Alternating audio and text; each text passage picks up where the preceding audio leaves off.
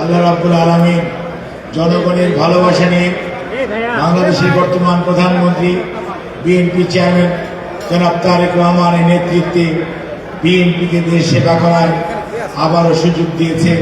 অর্থাৎ ৩১ দফার আলোকে আগামী দিনের বাংলাদেশ বিনির্মাণের জন্য দেশের মানুষ বিএনপির উপর আস্থা রেখেছে। সেজন্যই আল্লাহর কাছে শুকরিয়া আদায় করি। আর যে মানুষটি আজকে সবচেয়ে বেশি খুশি দেশনেত্রী বেগম খালেদা জিয়া, যার অক্লান্ত পরিশ্রম এবং নিরলস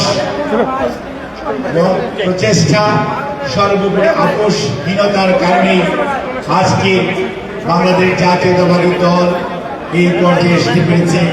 সেজন্য আমি মহান রব্বুল আলামিনের কাছে খালেদা জিয়াকে আল্লাহ রব্বুল আলামিন বেশ নসিব করুক।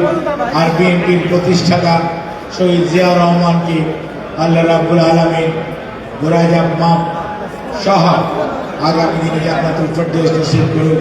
সেই সাথে সকল শহীদ যারা ৭১ সহ ২৪ সহ বিগত ১৫ বছরে শাহাদাত বরণ করেছে, তাদেরকে আল্লাহ রাব্বুল আলামিন বেশ নসিব করুক।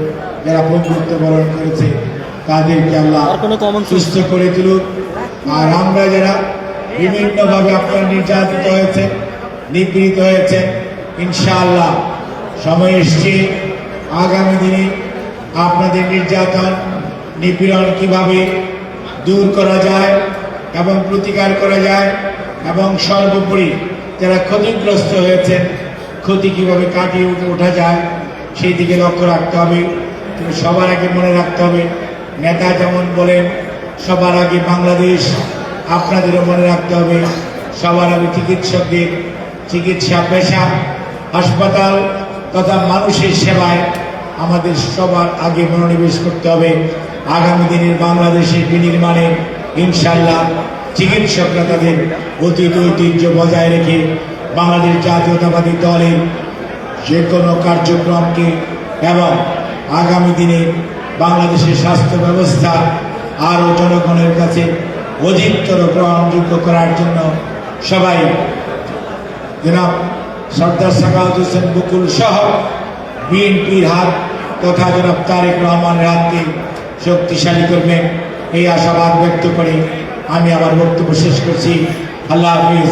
বাংলাদেশ জিন্দাবাদ, বাংলাদেশ জাতীয়তাবাদী দল জিন্দাবাদ।